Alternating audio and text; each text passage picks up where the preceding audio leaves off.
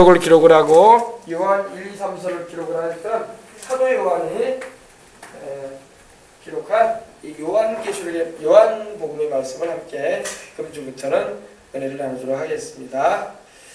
자, 우리 어린이들도 이 말씀을 잘 한 절 한 절 들으시고 은혜를 받으시기를 주의 이름으로 축복합니다. 자, 요한복음 태초에 말씀이 계시니라. 이 말씀이 하나님과 함께 계셨으니 이 말씀은 곧 하나님이시니라. 그가 태초에 하나님과 함께 계셨고 만물이 그로 말미암아 지은 바 되었으니 지은 것이 하나도 그가 없이는 된 것이 없느니라.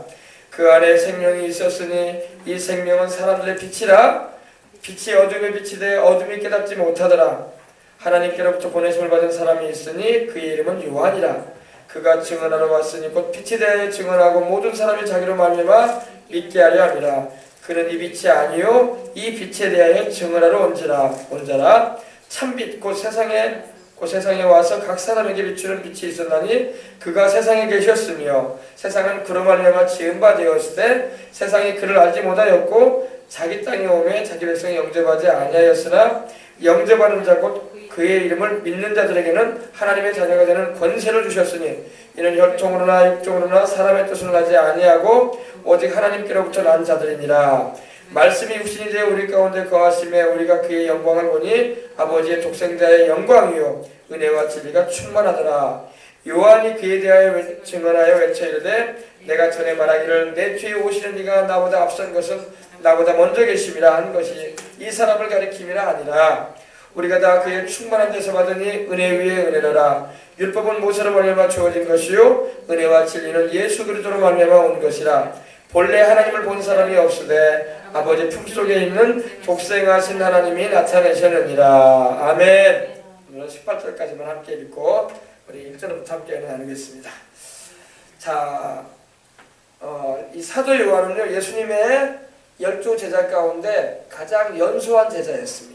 연소하다는 말은 제일 나이가 적었다는 거죠.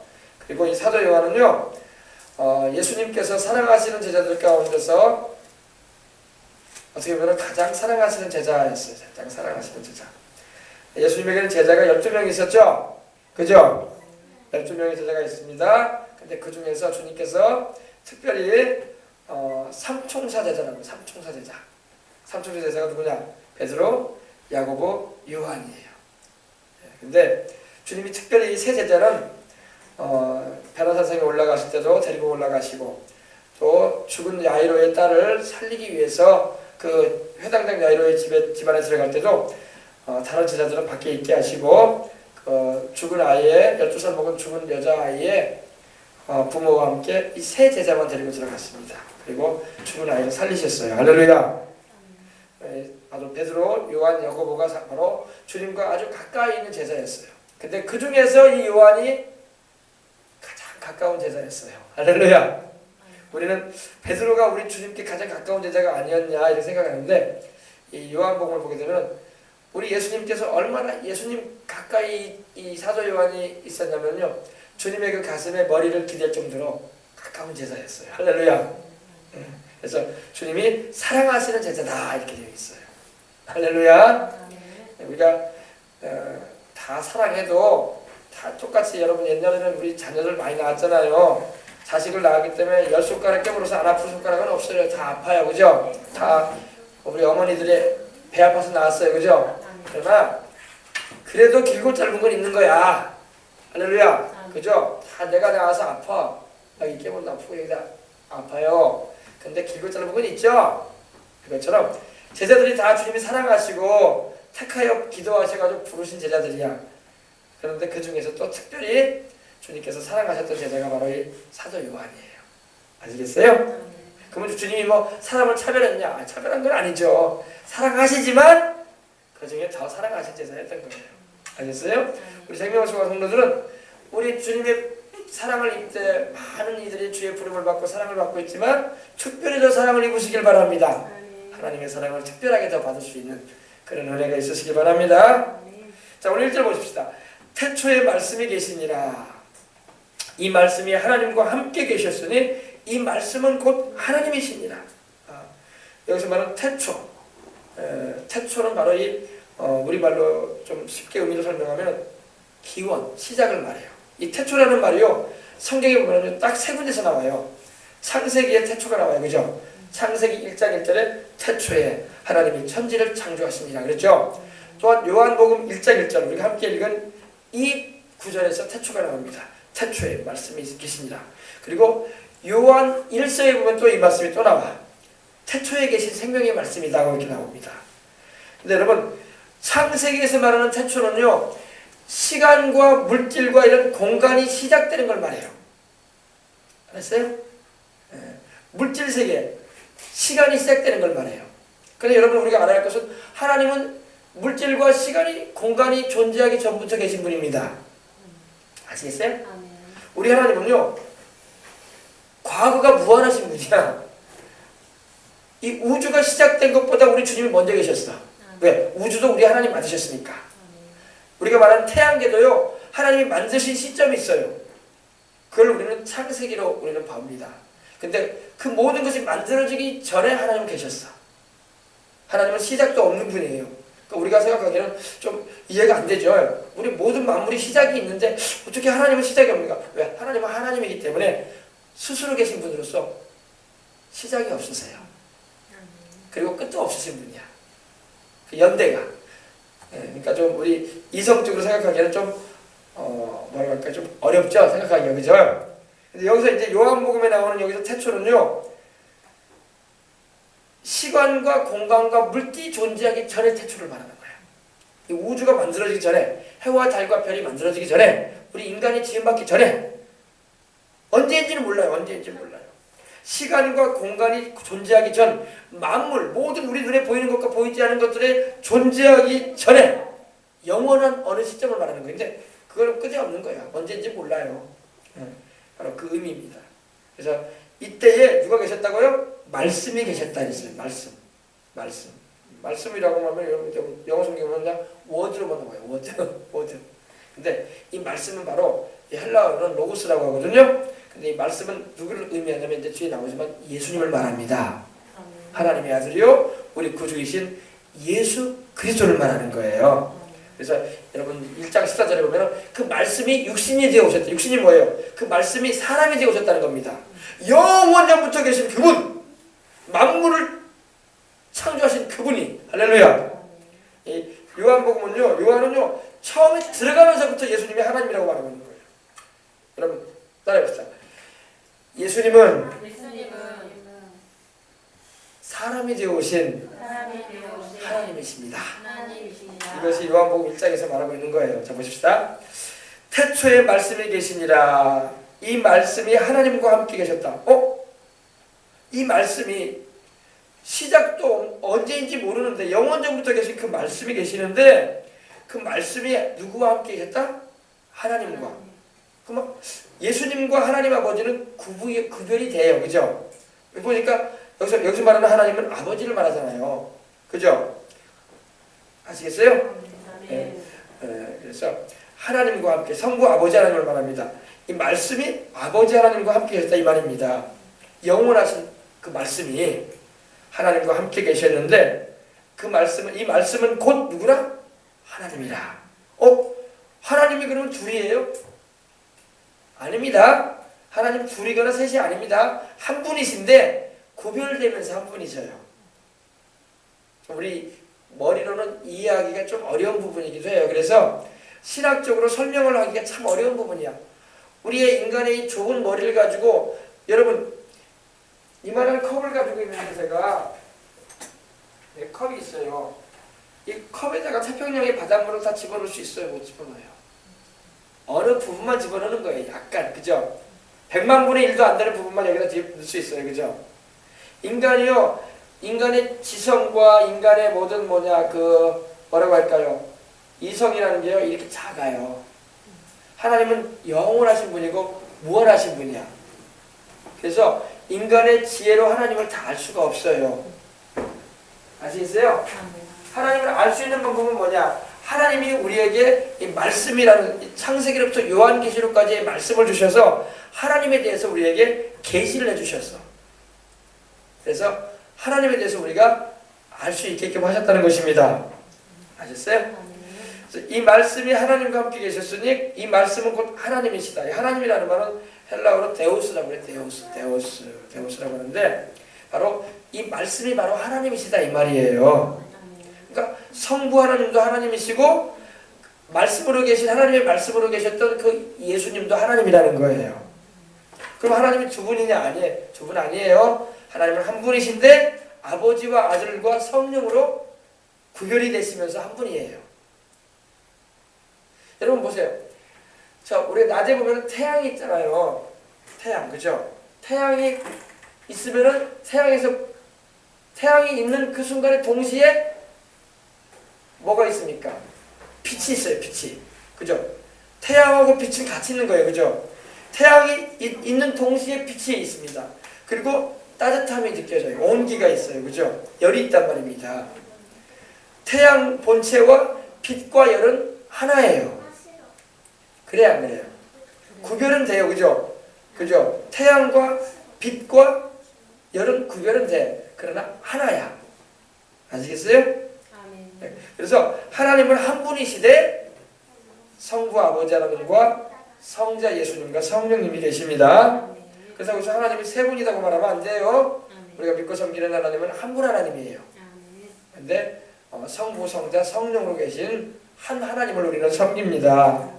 그래서 바로 예수님, 바로 이 말씀은요, 하나님과 본질이 같으신 분이에요. 아버지 하나님과 본질이 같으신 분입니다. 성령님과도 본질이 같으신 분입니다. 구별은 되세요. 구별은 됐습니다. 아버지 하나님이 아들은 아니시잖아요. 그죠? 아버지 하나님이 아들 하나님은 아니세요. 또 예수님도 성령님이 아니세요. 그리고 성령님도 아버지 하나님이 아니시고 아들 예수님은 아니십니다. 그죠? 구별이 됐어요. 그런데 한 분이야. 그리고 하나님이셔. 할렐루야. 참 이거 설명을 여러분 잘 알아들으셔야 되는데 얘가 참 신비한 일이야. 신비한 거예요. 신비한 거. 태양과 빛과 열을 여러분 우리가 구분시키기가 참 어려운 것처럼 나눌 수가 없는 것처럼 그죠? 나눌 수 없잖아요. 태양이 있으면 빛은 있는 거야. 그리고 열도 있는 거예요. 당연히. 왜 나눌 수 없는 것처럼 성부, 성자, 성령님은 구별은 되시는데 한 분이야. 아시겠죠? 근데 이 말씀은 바로 태초부터 계신 분인데 만물이 있기 전부터 계신 분인데 영원부터 계신 분인데 그분이 바로 하나님과 함께 하셨는데 그 말씀이 곧 이 말씀은 곧 하나님이라고 분명하게 성경은 말씀을 하고 있습니다. 네. 2절 보십시다. 그가 여기서 그가는 바로 말씀을 말합니다. 그가 바로 하나님과 함께 하셨던 말씀, 바로 하나님이신 그 말씀, 영원하신 말씀이신 그분이 태초에 하나님과 함께 또 다시 한번 또 나와요. 그죠? 태초에 여기서 말하는 태초도 마찬가지로 만물이 있기 전에 이 지구가 만들어지기 전에 태양계가 만들어지기 전에 이 우주가 만들어지기 전에 시간과 공간이 있기 전에 천사들과 모든 만물들이 지음받기 전에 이걸 말하는 겁니다. 그 태초에 하나님과 함께 계셨다고 말씀을 하고 있는 겁니다. 그러니까 여러분 우리가 예수님을요 바로 알아야 돼요. 교회를 왔다 갔다 해도 예수님이 정확하게 누구신가에 대해서 모르고 왔다 갔다 하는 사람들도 많아. 그러나 우리 성도들은 이제 알아야 돼. 알겠어요? 예수님은 영원 전부터 아버지 하나님과 함께 하셨던 말씀이셨구나. 네. 그러니 예수님을 그냥 인류 4대 성인이라고 해가지고 소크라테스니 공자니 마호메트니 또 불교의 석가모니니 이런 이들과 동등시하면 안 돼요. 아시겠죠? 그거는 이제 안 믿는 세상 사람들이 예수님을 사람으로만 생각하고 종교 창시자로만 생각하고 여러 다른 종교하고 동급으로 취급하니까 이렇게 말하는 거예요. 그렇지 않습니다. 예수님은 하나님이세요. 할렐루야. 이걸 잘 알아야 돼. 그래서 우리가 경배하고 예배할 분은 예수님 한 분이라는 걸 우리가 알 수 있어야 돼요. 어떻게 예수님을 피조물하고 동등으로 우리가 여기겠습니까? 석가모니도 사람이고 마호메트도 사람이고 마리아도 사람이고 또 제 아무리 잘난 위인들도 다 사람이에요. 그들을 만드신 분이 누구냐? 말씀이신 예수님이에요. 3절 보면 그게 나오죠. 만물이 그로 말미암아 지은 바 되었으니 지은 것이 하나도 그가 없이는 된 것이 없느니라. 만물, 이 만물이라는 것은 이제 헬라어로 판타라는 말인데 모든 존재하는 것을 말해요. 해와 달과 별, 눈에 보이는 것, 보이지 않는 것, 우리 눈에 안 보이는 그 원소까지도, 공기까지도 그분이 다 만드셨다고 말씀을 하고 있는 겁니다.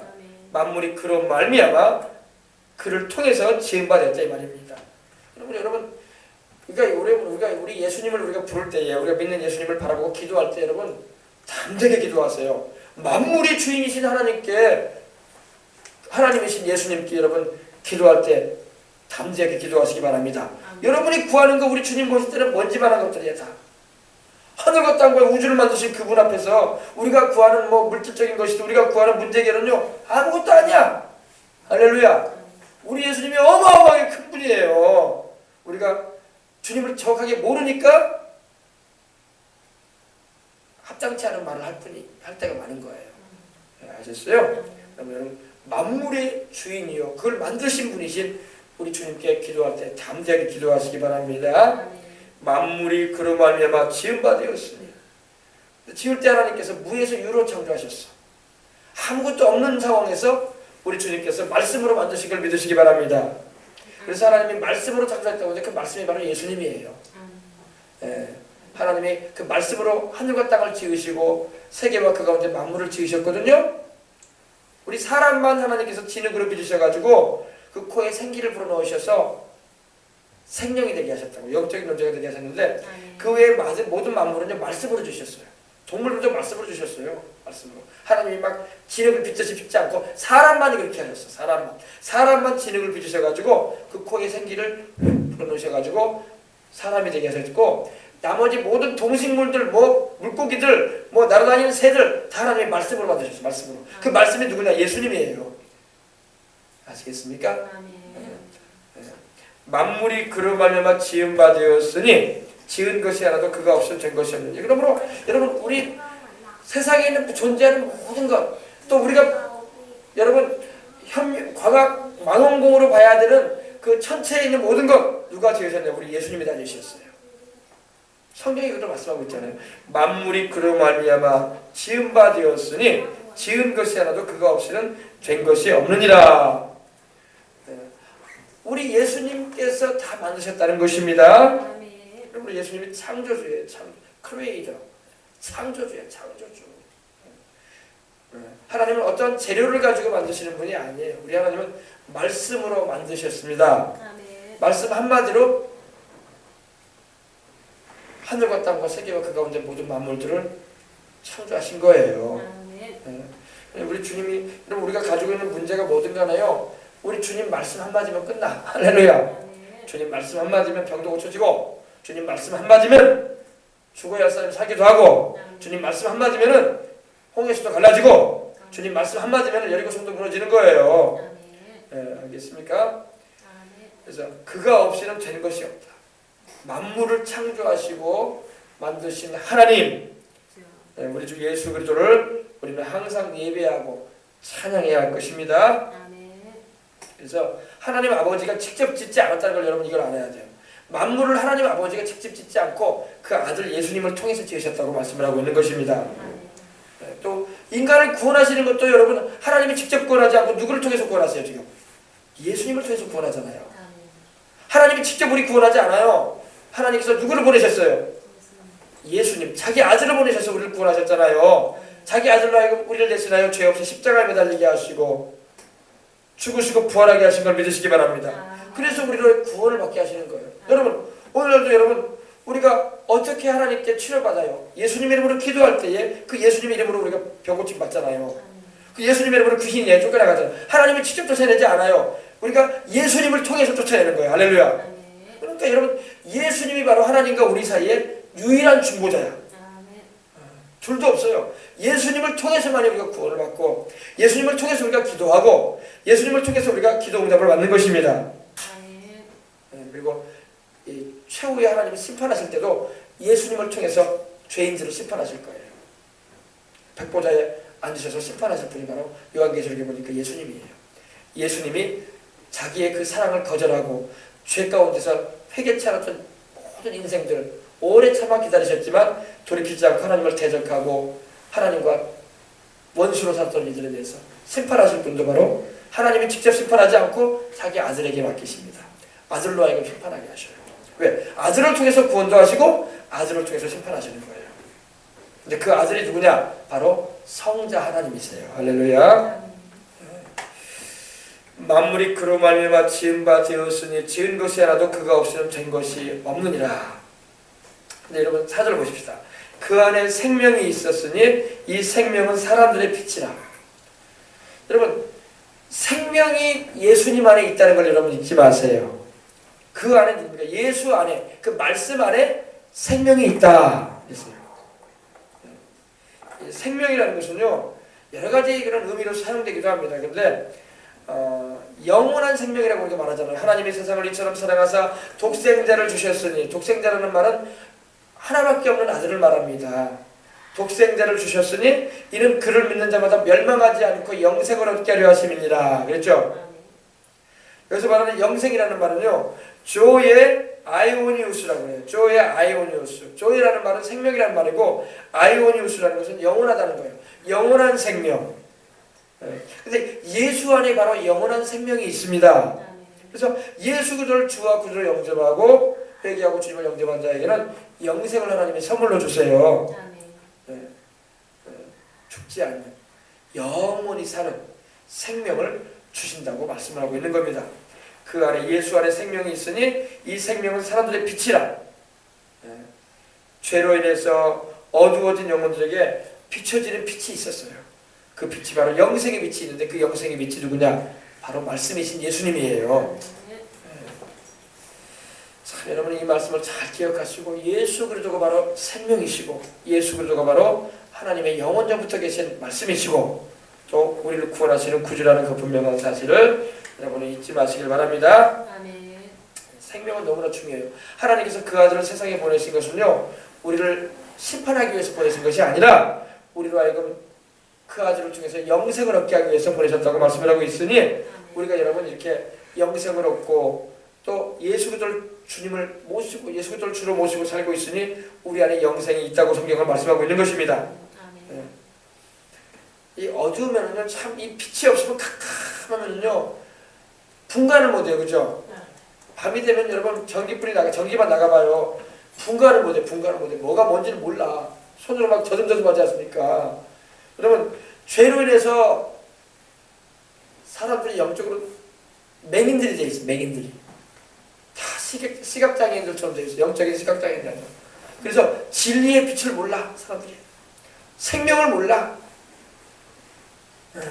소경이 돼가지고 살고 있어요. 그러나 여러분 예수 그리스도를 믿고 그 하나님의 성령의 역사를 우리가 통해서 말씀을 알게 되면은 빛을 발견하게 돼요. 빛. 그래서 뭘 알게 됩니까?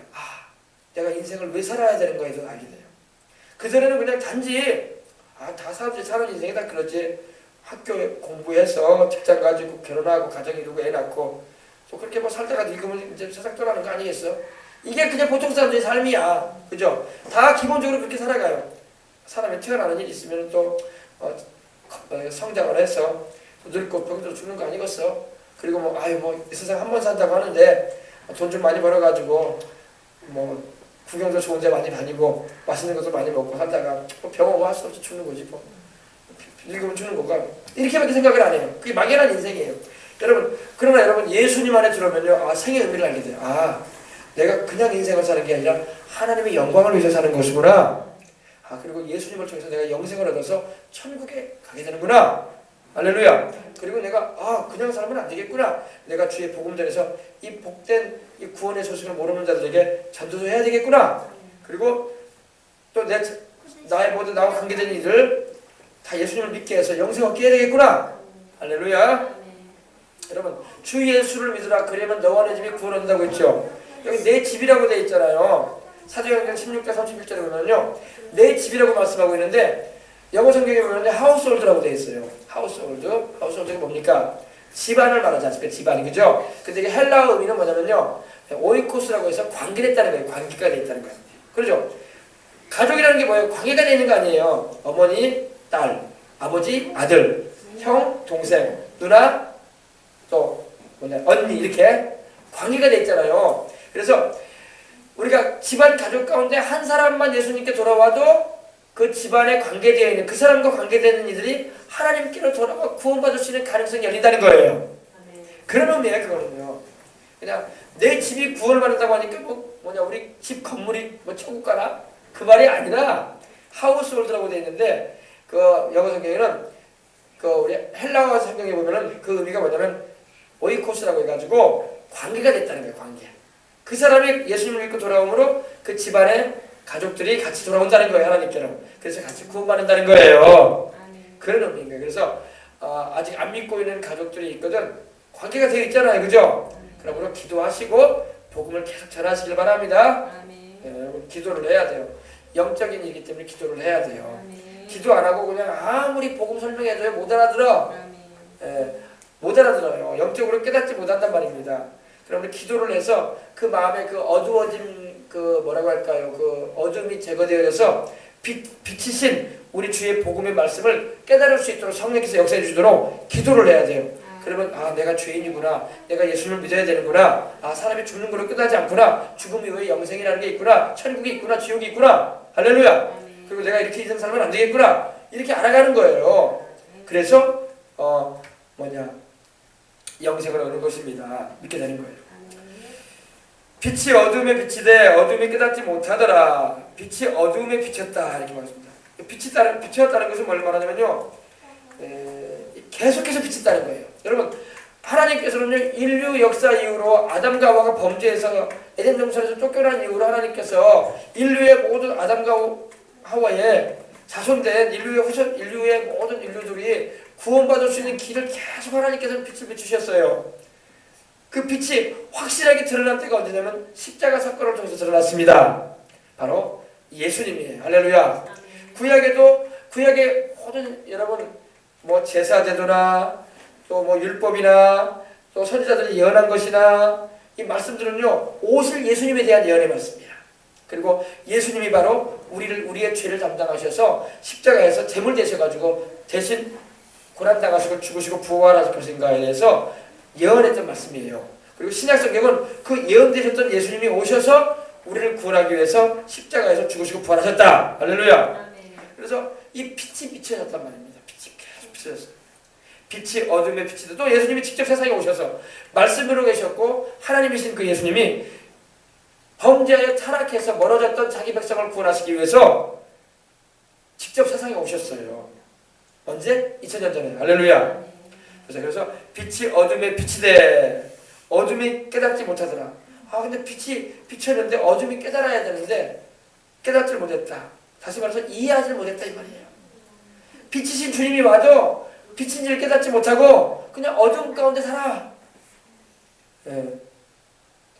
참 여러분 바퀴벌레나 어떻습니까? 좀 그런 우리 부엌에 있는 그런 그늘진 곳에 사는 그런 곤충들은요 빛을 비추면 어때요? 빛으로 나와요? 아니면 자꾸 어둠으로 들어가요? 자꾸 싱크대 밑으로 들어가려고 하고 그죠? 사람들이 그래.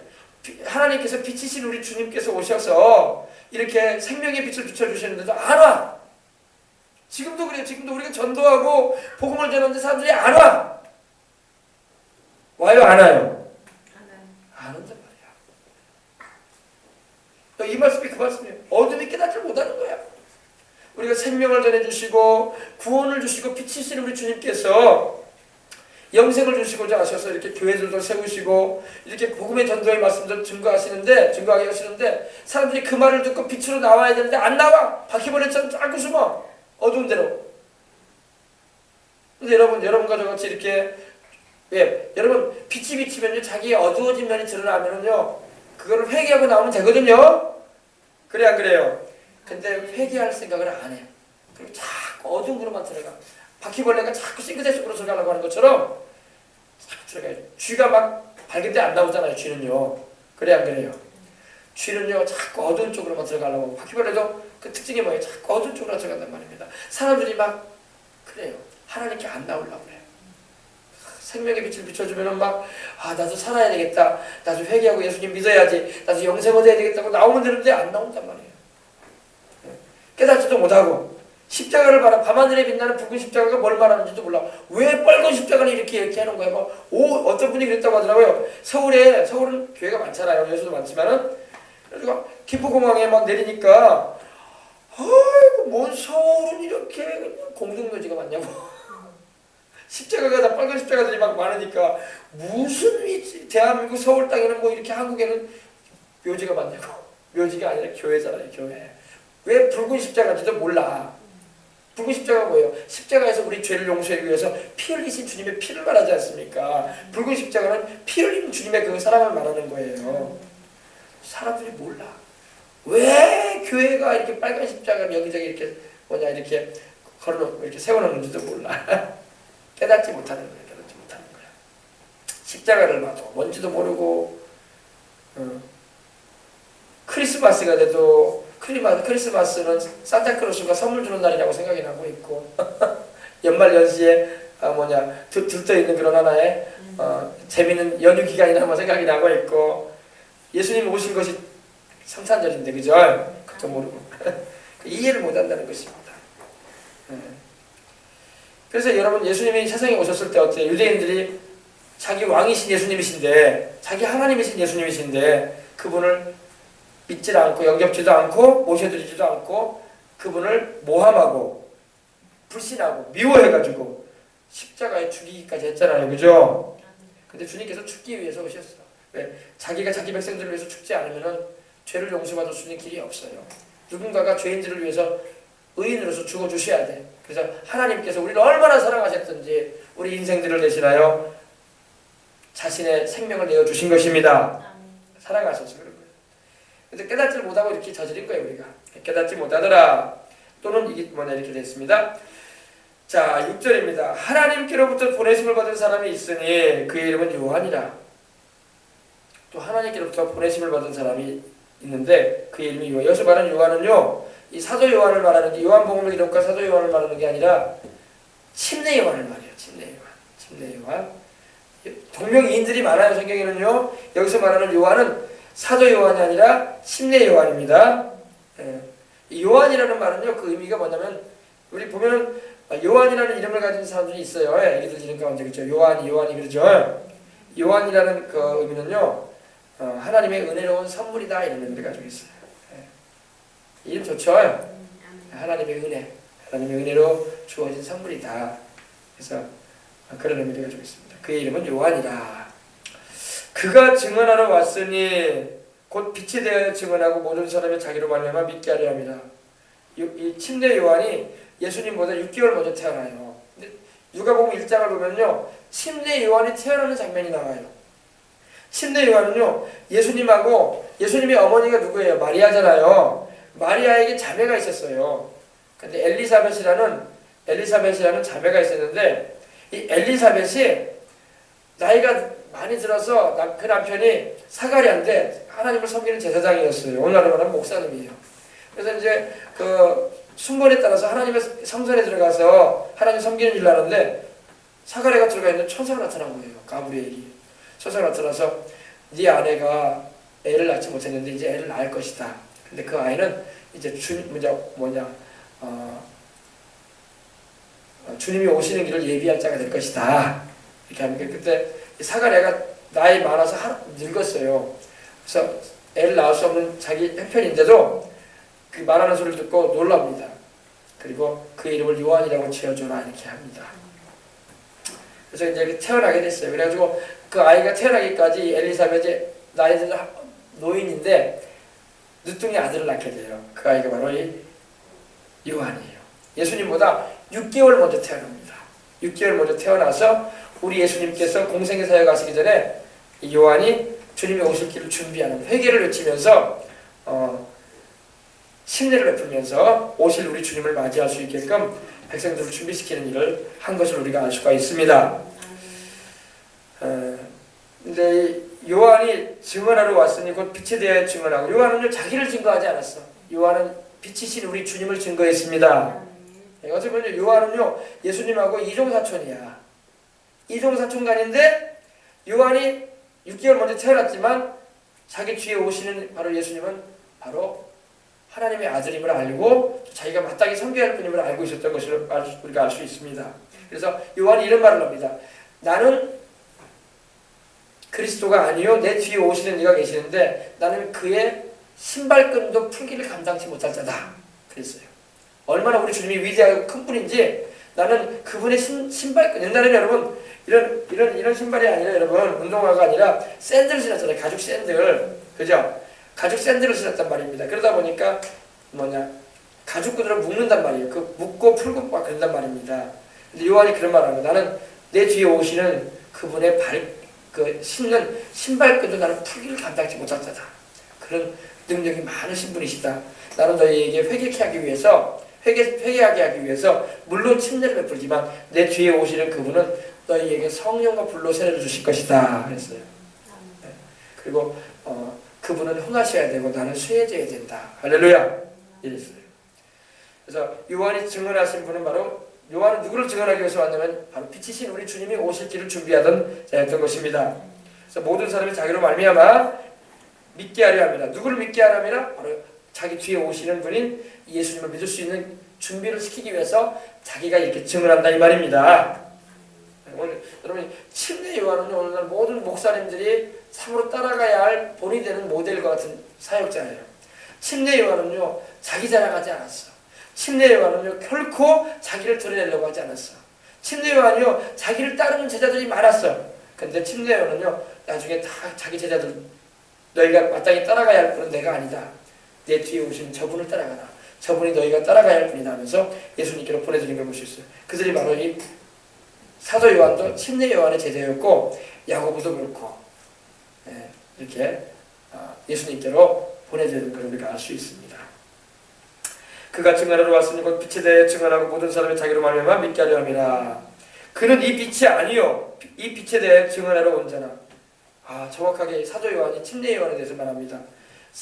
침례 요한은 빛이 아니라는 것입니다. 이 빛이 아니다.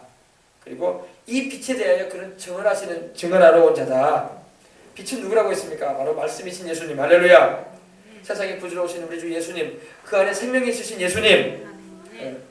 그래서 사람들은요 침례 요한이 혹시 메시아가 아닌가 이렇게 오해하기도 했어요. 침례 요한이 워낙 능력이 있고 막 침례 요한 앞에 와서 침례 요한이 요단강에서 침례를 베푸는데 막 사람들이 몰려와서 막 죄를 회개하면서 막 침례를 받는 거예요. 그러니까 저 사람이 바로 메시아가 아니냐, 하나님이 보내주시겠다고 하셨던 구주가 아닌가 이렇게 생각을 했었어요. 근데 침례 요한은 바르게 말했어요. 바로 단호하게 말했어요. 나는 빛이 아니다. 나는 메시아가 아니다. 내 뒤에 오시는 분이 계신다. 그분이 바로 메시아다. 할렐루야. 그래서 오해가 생기지 않도록 하기 위해서 애를 쓴 것을 우리는 볼 수가 있습니다. 그는 이 빛이 아니요 이 빛에 대하여 증언하러 온 자다. 여러분 우리도 예수 그리스도의 빛을 비추는 자가 되어야 할 줄 믿습니다. 빛은 예수님이에요. 그러나 여러분 우리가 주님의 빛을 받아서 그 빛을 반사해줘야 할 줄 믿습니다. 여러분 우리 보면 거울은 반사를 해요. 그죠? 여러분 우리가 거울처럼 반사를 해야 돼요. 우리 주님이 빛이신데 그 빛을 우리가 받아서 어둠 가운데 있는 이들에게 반사해줘야 돼요. 반사. 그 빛의 흐름이 뭡니까? 말씀이에요. 말씀을 우리가 전해줘서 그 영이 깨어나고 죄에서 떠나도록 그리고 주님께로 돌아오도록 우리는 해야 할 줄 믿습니다. 그는 이 빛이 아니야 이 빛에 대하여 증언하러 온 자라. 구절 봅시다. 참빛 곧 세상에 와서 각 사람에게 비추는 빛이 있었나니. 참이라는 말은 우리 하나님께만 쓰이는 말이에요. 우리 하나님은 거짓이 없으십니다. 진실한 분이에요. 그래서 참 알레치노스라고 하는데 진실 말합니다. 참빛 곧 세상에 와서 각 사람에게 비추는 빛이 있었나니. 여러분 오늘날도 하나님께서 그 복음의 메시지를 통해서 모든 영혼들에게 하나님의 말씀의 빛이 비치게 하고 있습니다.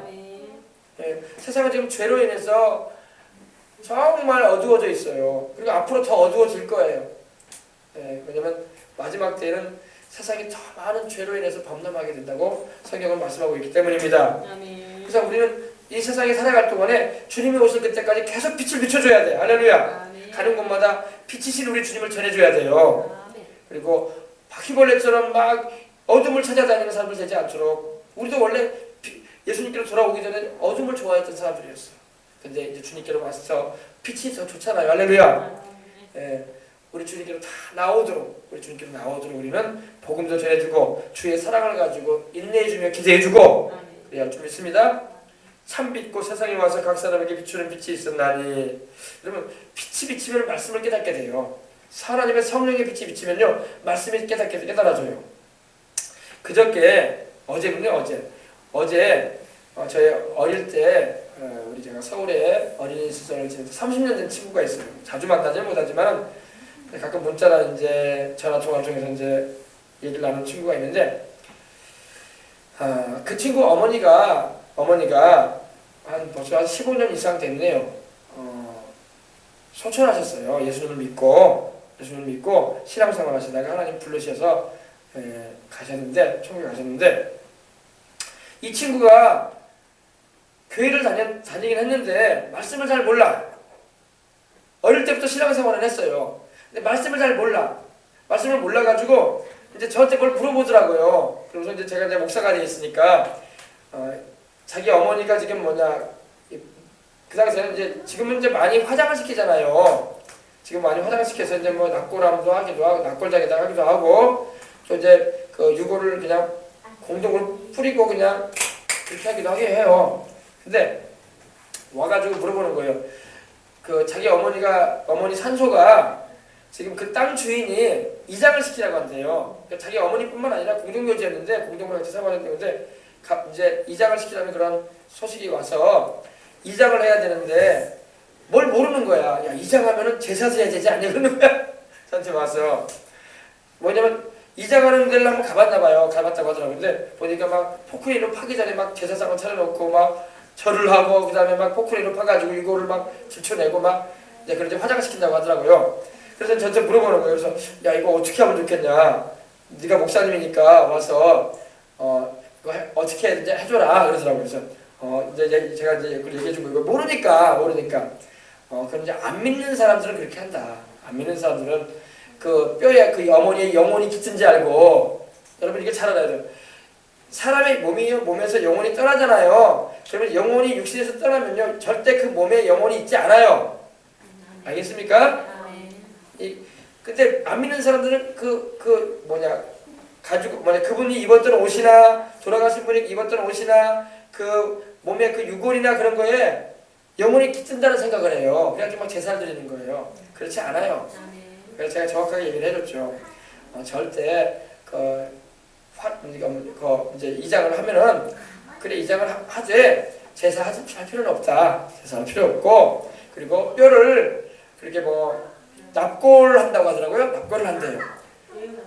납골을 한다고 하길래 납골도 할 필요 없다. 왜냐면 어머니의 영혼이 거기 있지 않는다. 그리고 사람이 죽으면 흙이 돼버리고 만다. 흙이 돼버리고 말고 그 뼈도 뼈일 뿐이다. 어머니의 영혼이 거기 깃든 것도 아니고 거기다 제사 드린다고 해서 어머니가 와서 음식을 먹거나 술 부어 드린다고 해서 술잘 마시고 그러지 않는다. 하나님의 말씀에 봐라. 하나님 말씀에 보면은 죽은 사람이 세상을 떠나게 되면은 그 영혼이 떠나게 되면은 육신은 그냥 말 그대로 고깃덩어리에 불과하다. 그리고 사람은 흙으로 왔기 때문에 육신은 흙으로 돌아가고 마는 것이다. 얘기를 해줬어요. 그러면서 안 믿는 사람들은 그걸 무서워하기 때문에 그러거든요. 혹시 이거 잘못하면 재앙이 임하지 않냐, 화가 미치지 않냐. 그럼 안 믿는 사람들이 귀신이 역사하니까 그걸 생각하는데 우리 믿는 사람들은 하나님이 하늘과 땅을 지으신 분이고 우리 생명을 주관하는 분이 하나님이시니 하나님만 붙잡아라. 제사 안 드려도 아무 소용 괜찮고 또 납골 한다고 하는데 항아리를 담는다고 하더라고요. 근데 내가 얘기했어요. 나도 할머니가 이제 제가 어릴 때 친구기 때문에 제 할머니를 잘 알죠. 저를 길러주기 때문에 나도 할머니가 돌아가셨지만은 벽제라고 서울에 있어요. 거기 화장터라고 유명하거든요. 그리 가가지고 내가 이제 우리 장례를 마쳤는데 정말 화장을 시키니까 뼈 이만큼밖에 안 나와. 갈아버리니까 또 갈아가지고 나와요. 그거 하면가 주더라고요. 부었어요 그냥. 부어서 공동으로 부어가지고 그렇게 처리하는 데가 있더라고요. 그래서 그냥 부어서 그냥 끝냈어요. 왜냐면 사람 영혼은 하나님께서 거두어 가셔요. 그리고 육신이든 그 뼈든 소용없어요. 소용없습니다. 근데 그걸 왜 귀신이 그걸 통해서 역사하려고 한단 말이에요. 왜 속이려고 그래요 우리를. 왜냐면 우리 한국 사람은 정에 약해. 그래서 막 엄마나 딸의 정, 아버지와 아들의 정, 형제 간의 정이 막 이게 밀접하단 말입니다. 그러다 보니까 그 귀신이 그걸 이용하는 거야. 실제 그 영혼은 이미 떠났는데 세상에 있지도 않은데 그 모습으로 막 중감에서 나타나기도 하고 막 그런단 말입니다. 그래서 막 그런 막 화를 내린다, 막 재앙을 내린다, 그런 그래서 막 무당이나 점쟁이 찾아가면 몇 자리 잘못 썼다느니 막 그런 말 하잖아요. 다 쓸데없는 말이에요, 그요. 다 귀신들이 막 속삭거리는 말이에요. 그래가지고 막 돈 받으려고 하고 구제해야 된다고 제사 비용 달라고 막 그런 거 다 그거 속는 거예요. 그렇게 할 필요 없는 거예요. 그래서 얘기했죠. 요즘 납골함을 많이 한다고 하는데 납골도 할 필요 없다. 왜 없냐? 납골 해가지고 여러분 그 잘못 관리하잖아요. 그 구데기 버글버글해요. 뼈에서 막 구데기 남아가지고 왜 그런 지저분한 일을 하려고 그래? 그럴 필요 없다. 납골함도 할 필요 없고. 내가 그랬어요. 우리 애들한테 친구니까 내가 다 얘기해줬어요. 또 주의 종으로서 해줘야 얘기를 해줘야 되기 때문에 그 영혼도 살려줘야 되기 때문에 나는 내가 세상을 떠나거나 우리 집사람이 세상을 떠나면 우리 애들한테 다 얘기해놨다. 우리 큰애 작은 애한테도 그렇고 엄마 아버지가 세상을 떠나면 예수님 믿고 하나님 불러가시면은 너희들은 제사 같은 거 하지 말아라. 할렐루야. 제사하지 말고 아버지 아빠나 엄마의 영정사진 같은 것도 다 태워버려라. 없애라. 그리고 니들이 해야 할 건 딱 한 가지다. 예수님 잘 믿고 의지해서 아버지 엄마 천국에서 기다릴 테니까 그때 보자. 할렐루야. 이렇게 전해주시더라고요. 그래야지 알아듣는다고. 그래야지 알아들어요. 그러면서 절대 화나 재앙 같은 거 걱정할 거 없어. 네가 예수님만 딱 붙잡으면은 귀신 역사 못한다. 그리고 어머니가 예수님 잘 믿고 세상 떠났는데 왜 그렇게 오지도 않은데 음식을 차려놓고 제사를 못하게 하냐. 할 필요 없다. 그 오히려 귀신이 들어와가지고 집안을 망하게 한다. 재앙이 임하고 병도 걸린다. 하지 말아라. 그랬어요. 그러니까 모르면은 영적으로 눈이 닫혀 있으면요 교회를 다녀도 몰라. 여러분 잘 알아들으시기 바랍니다. 제가 그래야지 여러분 영도 강하게 서고 주님 뜻 안에서 바로 살아가는 것입니다. 오늘 이 교회를 다니면서도요 이걸 모르는 사람이 수두룩해. 교회 다니는 사람이 고사를 지내러 다니지 않나? 술을 따라다니고 있지 않나? 그게 뭐 하는 일이야 그게? 하나님께서 살아계시는데 우상 섬기지 말라고 했는데 하나님이 돌아가신 우리 부모님이 오신다면은 그 하루만 여러분 상차려야 되겠어요? 날마다 차려야지 날마다. 그래요. 365일 내내 차려야지. 왜 그날만 차려? 그러면 다른 날은 굶으시라고? 돌아가신 분이 직접 그렇게 와서 음식 먹는다면 그날만 차리지 말고 365일 다 차려야 돼요. 알겠습니까? 안 오신단 말이에요. 한 번 죽는 것은 정해진 것이요 죽고 난 다음에 심판이 있을 뿐이에요. 천국이나 지옥에 가 있는 거지 그렇게 천국과 지옥에서 왔다 갔다 안 해요 이 세상에. 알겠습니까? 마귀가 막 속이는 거야. 우리나라 특별히 유교적인 제사 풍습이 전해적으로 내려왔기 때문에 사람들의 의식에 그게 심어졌어. 그리고 정에 약해. 정에. 그래가지고 내가 살아있을 때 어머니한테 못해준 거, 효도 못한 거, 아버지한테 못한 거 대래 그런 생각만 막 집어넣어 귀신이 막. 그래가지고 막 그 상이라도 차려가지고 위로받으라고. 그래 그 상 차려면 귀신이 와서 그 집안에 역사한다니까요. 그거 조심해야 돼. 하지 말아야 돼요. 그래서 제가 걔 아버지가 지금 1년이 넘으셨어요. 친구 아버지가 살아계시는데 그럼 기일이 되면 어떻게 해야 되냐? 기일이 되면은 너하고 동생이 있지 않느냐? 아버지 모시고 맛있게 외식이나 해라. 외식하고 엄마 생각나면은 엄마 천국 가셨으니까 엄마가 지금 천국에서 너한테 뭐라고 하겠냐? 상차려라 그러겠냐? 여기가 더 아름답고 더 좋다. 그럼 제가 이런 얘기 했어요. 제가 예전에 여의도 순복음교회에서 조용기 목사님이 신앙 상담을 하는데 그 교회 장로님 한 분이 상담하러 온 거예요. 상담하러 왔는데 무슨 상담이냐면 이거예요. 목사님, 제가 어머니가 살아계실 때, 저희 어머니가 살아계실 때에 저한테 제주도 한번 구경시켜달라고 얘기를 하신 적이 있습니다. 근데 제가 그때 형편이 안 돼가지고 어머니 내가 이제 좀 돈 좀 벌면은 그때 꼭 제주도 구경시켜 드릴게요. 이제 아들로서 그렇게 이제 하면서 이렇게 어떻게 이제 구경을 못 시켜드리고 그냥 연로 와서 예수님 믿고 세상을 떠나셨어요 어머니가. 그래도 이제 그게 마음에 이제 맺힌 거야. 맺혀가지고 목사님 내가 어머니가 제주도 한번 가고 싶어 하는데 못 해드렸습니다. 그래서 내가 이제 어머니 안 계시기 때문에 어떻게 할 수는 없고 그래서 그냥 하나님께 그냥 제주도 갈 만한 돈은 하나님께 헌금으로 드리고 싶다고 그래서 얼마 이제 담아가지고 목사님 기도 받고 싶다고 그래서 그러시냐고 하면서 이제 기도를 하면서 이제 보내줬대요. 지금 어머니 천국 계시니까 마음 아파하지 마시라고 그렇게 이제 얘기하면서 이제 고민해주고 보냈는데 그날 밤에 꿈을 꾸는 거야. 그 장로님이 이제 꿈을 꾸는데 어머니가 천국에 계시는 거예요. 천국에 계시는데 그 어머니가 그렇게 아름답고 그 젊은 모습으로 계시는데 그 아들을 부르는 거예요. 얘야, 네가 나 제주도 못 보내준 거 그렇게 마음 아파하시고 있구나. 그러지 말아라. 이 천국이 제주도보다 훨씬 좋다. 할렐루야. 걱정하지 말고 그거 마음 아파하지 말아라. 우리 주님 계신 이 천국이 더 아름답고 좋단다. 그러면서 이렇게 얘기를 해주더라는 거예요. 그걸 하나님 보여주시더라는 거예요. 할렐루야. 네. 여러분 보세요. 이 사람은 이 정이라는 게 있기 때문에 꼭 이게 있어요. 맺힌 게 있어요. 못 해드린 게. 사람이 다 그래. 누구나 할 것 없이 다 그래. 잘한 거는 생각 안 나고 여러분 그러니까 여러분 그 살아계실 때 그 아버님한테 어머니한테 잘하시기 바랍니다. 돌아가신 양반한테 잘하라고 하지 말고 돌아가신 양반 상처내봤자 안 먹어요. 귀신 역사에 좋아요. 그러니까 그러지 말고 살아계신 아버지한테 잘해드리세요. 살아계신 어머니한테 잘해드리시기 바랍니다. 할렐루야. 예, 내가 제 친구한테도 그랬어요. 어머니 기일날 되면은 제사 드리지 말고 아버지 모시고 맛있는 데 동생하고 같이 가서 외식하고 와라. 외식하고 오고 맛있게 음식 먹고 엄마 얘기하고 싶으면 해라. 엄마 천국 가 계시는데 제사는 할 필요 없다. 할렐루야. 하고 너희들도 믿음. 엄마가 지금 천국에서 뭐라고 하겠냐.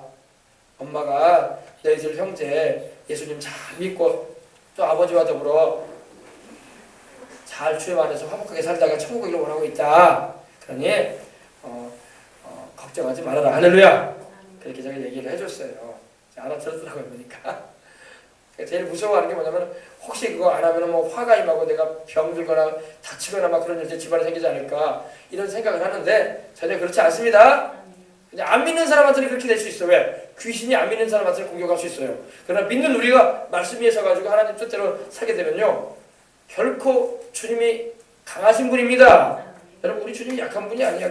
귀신들한테 우리가 공격당하도록 내비두지 않습니다.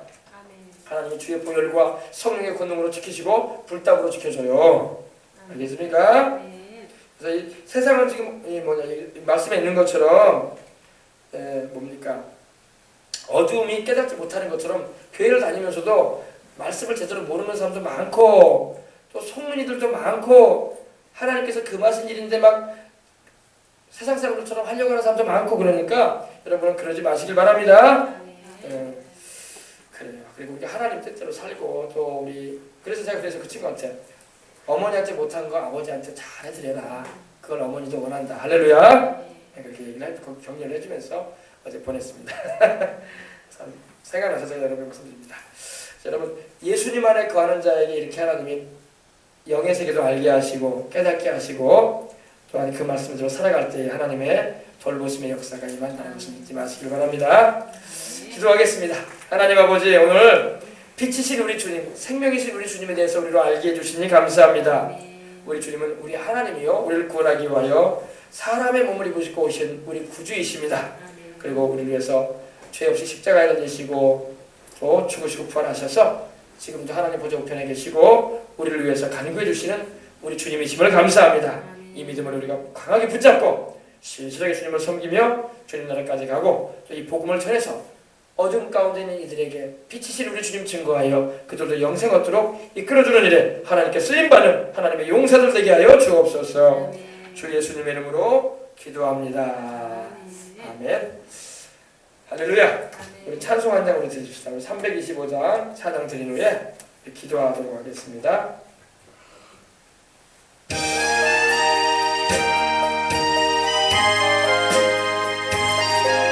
예수가 함께 계시니 예수가 함께 계시니 시험이 오나 겁없네 기쁨의 근원 되시는 예수를 위해 사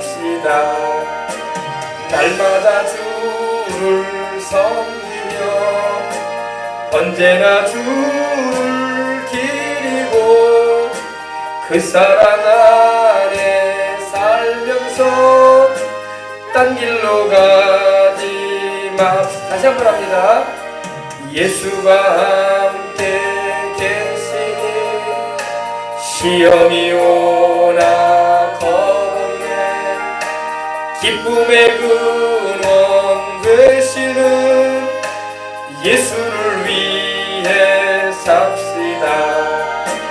날마다 주를 섬기며 언제나 주를 기리고 그 사랑 안에 살면서 딴 길로 가지 맙시다.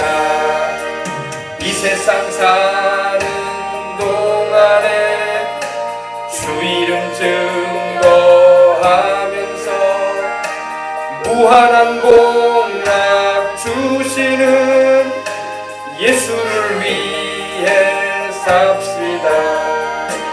날마다 주를 섬기며 언제나 주를 기리고 그 사랑 안에 살면서 딴 길로 가지 맙시다. 이 세상 친구 없어도 예수는 나의 친구니 불의한 일을 버리고 예수를 위해 삽시다. 날마다 주를 섬기며 언제나 주를 기리고 그 사랑 안에 살면서 딴 길로 가지 맙시다. 그래서 심판하실 때 잘했다 칭찬하리니 이러한 상급 받도록 예수님을 위해 예수를 위해 삽시다. 날마다 주를 섬기며 언제나 주를 기리고 그 사랑 안에 살면서 딴 길로 가지 맙시다. 할렐루야. 우리 주님의 사랑 안에 거하면서 딴 길로 가지 않는 저와 여러분이 되도록 하십시다. 예수 안에 거하는 자에게 하나님께서 주시는 영혼이 잘 지내고 범사가 잘 되고 강건한 축복을 하나님의 뜻을 이루며 삶을 살아가도록 우리가 기도해야 할 줄 믿습니다. 자, 이 시간에 우리 한번 기도합시다. 기도할 때에 우리가 여러 가지 기도할 제목들이 많이 있는데 특별히 우리 이 시간에는 가정을 위해서 기도하십시다. 가정의 구원을 위해서 기도해야 할 줄 믿습니다. 아직도 하나님께로 돌아오지 않고는 아버지, 동생, 또 믿음 약한 우리 식구들 있지 않습니까? 그죠? 또 자녀들도 있고요. 그죠? 하나님 붙잡아 주시도록 우리는 기도해야 할 그런 뜻이 있는 거예요. 사람들은 우리 가정을 위해서 먼저 구원을 위해서 하나님 우리 식구들, 내 아버지, 내 동생, 내 자식들 하나님 천국 가게 하시옵소서. 할렐루야. 네, 하나님 이거 한 가지 놓고 한번 우리 간절한 마음으로 먼저 기도하겠습니다. 할렐루야. 하나님 아버지 감사합니다. 주 예수를 믿으라 그리하면 너와 내 집이 구원을 얻으리라. 주 예수를 믿으라 그리하면 너와 내 집이 구원을 얻으리라. 주 예수를 믿으라 그리하면 너와 내 집이 구원을 얻으리라. 주 예수를 믿으라 그리하면 너와 내 집이 구원을 얻으리라 하신 하나님 감사합니다. 하나님 아버지 우리의 사랑하는 부모님, 사랑하는 형제, 자매, 사랑하는 자식들 다 예수님 잘 믿게 해주시옵소서. 아직도 하나님께로 돌아오지 않고 있음으로 인해서 근심 중에 기도하오니 주여 저들의 영혼을 잃지 말아주시고 꼭 하나님이여 주의 보혈의 능력으로 구원하시고 주의 성령님 역사하셔서 어두워진 그 눈을 밝히시고 아버지여 영생을 얻게 하여 주시옵소서. 그들 마음 가운데 성령님 역사하셔서 우리 아버지 예수 믿지 않으면 천국 갈 수 없다는 걸 알게 하시고 죄를 용서받고 씻음받을 수 있는 길은 예수의 피밖에 없다는 걸 알아서 주님께로 다 돌아오게 해주시옵소서. 아버지 하나님이 아직도 믿음이 약한 아버지의 가족도 있습니다. 그리고 아버지 하나님이여 우리 주님을 아직 알지 못하고 있는 하나님 불쌍히 모아주시옵시고 우리 아버지 생명의 빛이신 우리 예수님께로 속히 돌아오게 하시고 주님의 그 품 안에 안기게 하여 주시옵소서. 주 예수를 믿으라 그리하면 너와 내 집이 구원을 얻으리라고 하신 그 말씀이 나와 내 가정에 이루어지게 해주시옵시고 이를 통해서 하나님께서는 영광 받으시고 온 집안이 온 가족이 온 가문이 아버지 다 하나님을 아버지는 모시고 우리 예수님 주로 왕정에서 아버지 성령 안에 거하는 은혜를 입게 하여 주시옵소서. 불신앙에 약한 원수마귀 주님께로 오지 못하도록 방해하는 영들 다 예수님 이름으로 내어 쫓김을 받을지어다. 주 예수님 이름으로 내어 쫓김을 받을지어다. 영원히 돌아갈지어다. 하나님 아버지 이제 마음에 회개를 일으켜주시고 생명을 얻게 하시는 하나님의 품 안으로 다 돌아오는 역사 일어나게 하여 주시옵소서. 아버지 나만 천국 갈 수 없습니다. 내 동생도 내 아버지도 내 어머니도 내 아버지 하나님이여 내 남편도 내 아버지 자식들도 다 주 예수님을 잘 믿게 해주시옵시고 성령님이 그들의 마음에 감동하셔서 우상 섬기지 말게 하시고 귀신 섬기지 말게 하시고 아버지는 오직 살아계신 하나님 섬기고 영생을 주시는 우리 주님의 품 안에 다 안길 수 있도록 하나님 역사해 주시옵소서. 주여 그래서 다 영혼이 잘 되기를 원합니다. 우리 아버지 영혼이 잘 되면 범죄하도 안 되고 강건합니다. 하나님 아버지 주님께서 온 집안으로 구원을 받게 하시는 역사 이 오이코스 아버지 관계된 동안 다 이루어지게 해주시옵시고 나와 관계되어 있는 모든 영혼들 가족 친지까지도 다 주님께로 돌이키고 나오게 하여 주옵소서. 예수님의 이름으로 기도합니다. 아멘. 할렐루야. 아멘. 여러분 가족들을 위해서 간절한 마음으로 기도하시기 바랍니다. 우리가 기도하면 하나님이 일하셔요. 아멘. 그렇죠. 우리 지난번에 우리 영상도 봤지만 서진국 목사님도 자기 믿지 않는 가족과 친지를 위해서 막 금식을 하고 막 기도했다잖아요. 그죠? 그러니까 하나님께서 돌아오게 하셨다잖아요. 그죠? 여러분 우리가 날마다 생각날 때마다 막 기도하시기 바랍니다. 기도하면요 하나님께서 그들의 육신의 생명도 지켜줘요. 사고로부터 지켜주고 할렐루야. 아주